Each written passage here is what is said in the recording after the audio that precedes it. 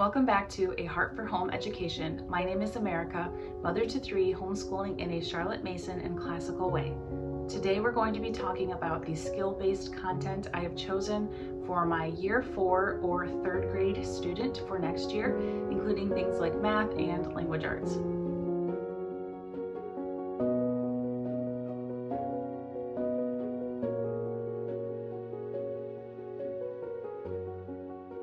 My oldest child is headed into grade 3 in skill-based subjects or year 4 of a Charlotte Mason education. If you haven't watched my video on the most important parts of our curriculum, then that is the video that I posted just before this one. That video lays out the full feast of Charlotte Mason and classical literature that we are going to be studying. I use Charlotte Mason's methods and pedagogy, and I select books based on the classics, the greats, or preparing my children to read the classics and the greats in upcoming years.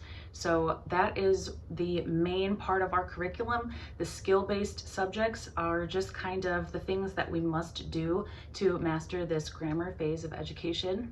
And this coming year, I hope to shift away from feeling like the most essential things that we do are the skill-based subjects, when really I am more concerned with the full formation of my children as persons and forming their character, their virtue, and helping them to rightly order their loves and to love what is good and true and beautiful.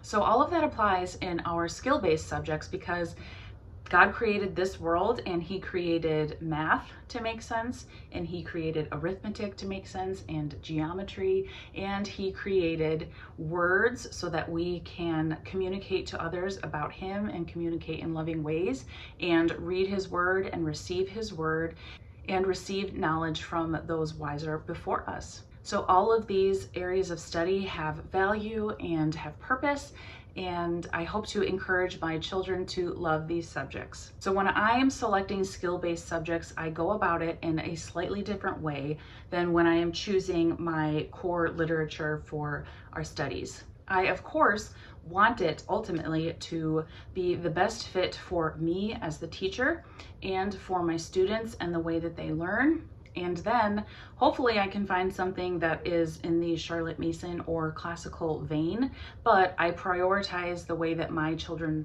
learn best, as well as the way that I find teacher friendly. So a lot of these picks you may not think fall into the Charlotte Mason or classical approach, and I am okay with that. Our other subjects are very Charlotte Mason and very classical, so that's where you will find most of those elements. So with all that said, let's get into what I've chosen for my year 4 or 3rd grade student. Our first subject for today was an easy choice for us, and that is Math Mammoth Level 3.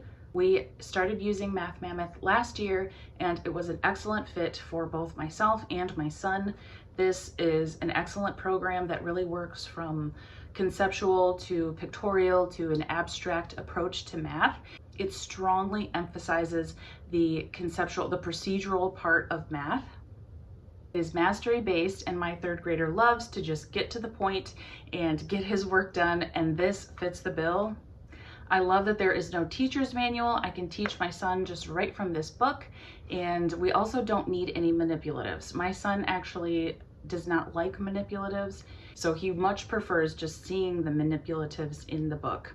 And of course, they're not actually manipulatives, they're just a picture of manipulatives, but he does really well with that, and he thrives on mental math. So this program is just a really good fit for us. To go along with arithmetic, we are going to be doing, again, Paper Sloyd for primary grades. My children love this.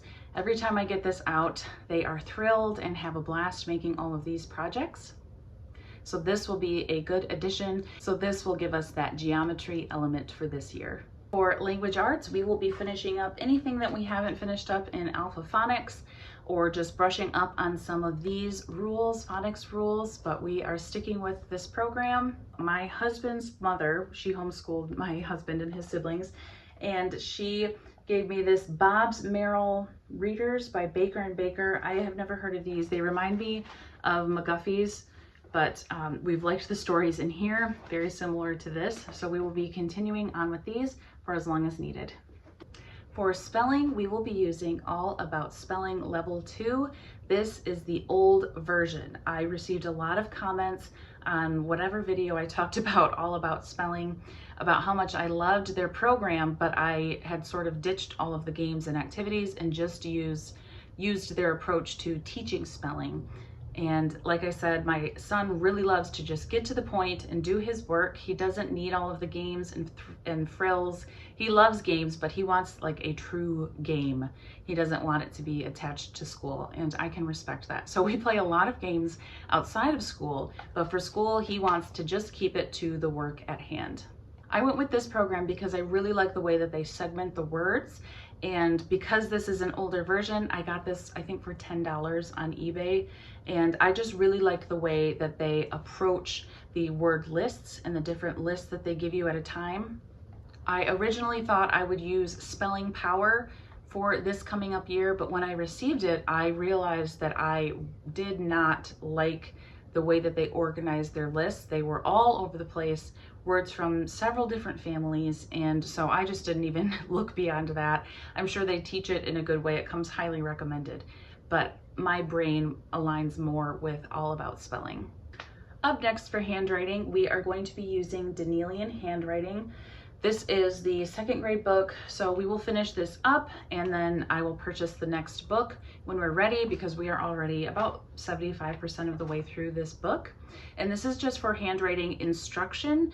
This I do not use for copy work, but this is what we use for handwriting instruction. We will also be using First Language Lessons for the Well-Trained Mind, Level 2.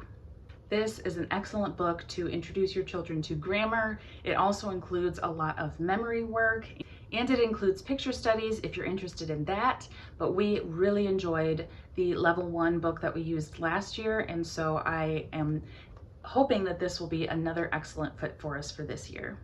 In addition to everything that I just shared, we also do copy work, and dictation will be new for us this year, other than just regular spelling dictation. So copy work, we will be using all of the books that I shared in my previous video. So our regular read aloud books, or history read aloud books, or our poetry recitation, we will be using those for copy work. Copy work is something that we will be doing 3 or 4 or 5 times per week. I just select a passage from materials that we are reading, and I will write it on this dry erase whiteboard for my son to reference, and then he has a notebook and he will just copy it into his notebook. It helps hone his handwriting abilities. It helps him to pick up on grammar and on good writing, to see good writing and to model it. And he will pick up on a lot of spelling rules and grammar rules just inherently by doing copy work. So I take a very relaxed approach to this, and I just will select passages from the books that we are already reading and put them on his board, and he can do that independently. This year we will start doing some dictation. We have already started it in All About Spelling. I will dictate words or simple phrases to him, but this year we are going to be more intentional about dictation because he is technically headed into the Form 2 level of Charlotte Mason's approach to organizing her students, and so he needs to be a little bit more comfortable with writing on his own as he heads into starting written narrations. The backbone of all of my children's language arts approach is narration. That is the main thing that hones in their language abilities, their speaking abilities, and eventually will lead to high quality writing abilities. So even though I don't use a structured curriculum for this, it is woven in through every single subject that we do. At least 1 or 2 narrations per day, I will be copying what my son narrates to me. I will copy it into a notebook. He narrates so quickly and so much that often I have to record it on my phone and then go back and either type it or handwrite it later for him. And right now, I am the one that writes the narrations. Towards the end of the year, he will be heading into writing some of his own narrations. But even though I don't have a curriculum for this, this is the most important part of our education and our language arts skill-based education. And so I would be remiss to leave that out. Those are all of the skill-based subjects that my year 4 third grade student will be heading into next year. We are very excited and looking forward to it. It is so fun watching your children's skills grow in a very tangible way. It's just such a gift to be able to watch how God has equipped children to learn and how He has given them a desire and an ability to learn. And I hope to just keep fanning that flame and keep that interest and curiosity and spark alive in my son. Thank you so much for watching, and I will be posting the rest of my children's skill-based curriculum picks this week. So I hope you stick around and watch those. Thank you again. See you next time.